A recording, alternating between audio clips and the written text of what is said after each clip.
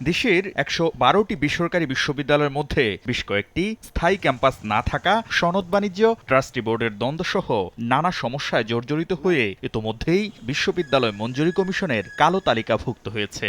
আর পর্যাপ্ত শিক্ষার্থী না থাকায় ধুঁকছে আরও কয়েকটি বিশ্ববিদ্যালয়। এরই মধ্যে ১লা মার্চ বাংলাদেশে ক্যাম্পাস স্থাপন করে মালয়েশিয়ার বেসরকারি বিশ্ববিদ্যালয় ইউসিএসআই ইউনিভার্সিটি। ক্যাম্পাস পরিদর্শন করার পর কোর্স চালুর চূড়ান্ত অনুমতি দেওয়ার কথা বিশ্ববিদ্যালয় মঞ্জুরি কমিশনের, কিন্তু কমিশনের অনুমোদন ছাড়াই সরাসরি ২৫টি কোর্সে ভর্তির বিজ্ঞপ্তি দেয় বিশ্ববিদ্যালয়টি। বিশ্ববিদ্যালয় মঞ্জুরি কমিশন বলছে, ক্যাম্পাস স্থাপনের অনুমতি মানেই শিক্ষার্থী ভর্তির অনুমতি নয়, প্রতিটি কোর্সের জন্যই লাগবে আলাদা অনুমোদন। সরকার তাদেরকে একটা রেজিস্ট্রেশন নাম্বার দিবেন এই, আর এরপরে ওইসব প্রতিষ্ঠানের দায়িত্ব হলো একাডেমিক যে প্রোগ্রামগুলো সেগুলো আবার ইউজিসি থেকে অনুমোদন করে নেওয়া। এটা ইউজিসির চিঠিতেও থাকে, আবার মন্ত্রণালয়ের চিঠিতেও এই শর্ত দেওয়া থাকে। এবার নগদ দিয়ে মোবাইল রিচার্জও জিতে নিতে পারেন BMW গাড়ি।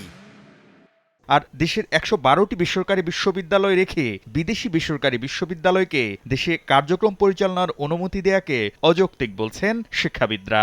বাইরের বিশ্ববিদ্যালয়ের কোলাবোরেশনের নামে অতীতে তো আপনার নিম্ন শ্রেণীর কোচিং সেন্টার হয়েছে, এমনকি যেগুলো থেকে পিএইচডি ডিগ্রি পর্যন্ত অফার করা হয়েছে, যেগুলো পরে আমাদের ইউজিসির হস্তক্ষেপে বন্ধ হয়েছে।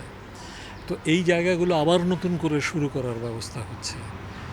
তো আগে যে বিশ্ববিদ্যালয়গুলো আছে সরকারি এবং বেসরকারি, সেগুলোর মান নিশ্চিত করুন, সেগুলোর মান বৃদ্ধি করুন, এবং এর মধ্যে যারা ফেল করছে তাদের বিরুদ্ধে যথাযথ ব্যবস্থা নিন। নতুন বেসরকারি বিশ্ববিদ্যালয় অনুমোদনের আগে আরও বেশি যাচাই বাছাইয়ের পরামর্শ শিক্ষাবিদদের।